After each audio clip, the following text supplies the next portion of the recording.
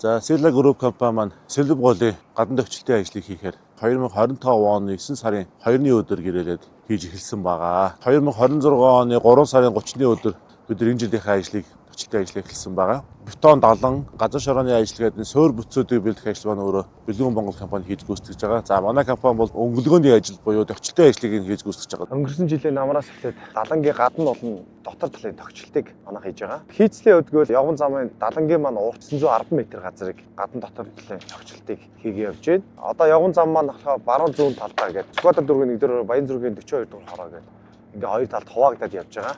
За нэгдлийнхээ тохичлтын шороо дүүргэлийн ажил 90% хүрсэн байгаа. Энэ хажуу талын явган зорчигчийн хэсэг байгаа. За энэ хэсгүүд дээр манай ажлууд ерөнхийдөө төлөвлөгдөд цаашаа үргэлжлээ явж байна. Мөн далан дотор талын тохичлт болон амрах талбай хэсгүүд явагдаж байна. Газар шорооны ажил бол дийлэх ажил нь явагдаж байгаа учраас техник байнга ажиллана. Ажил явагдаж ах үеийн зургуудыг одоо тавиад байгаа. Дуусаагүй байх үеийнхэн зургууд учраас энэ бол өөрөө иргэдэд одоо энэ ажил дуусах юм уу, хизээ дуусахын гэдэг одоо буруу ойлголт өгöd байна гэж бид нар харж байна. За гол дагуух зам маань болохоор ерөнхийдөө байгалийн чулуу суурлагдсан.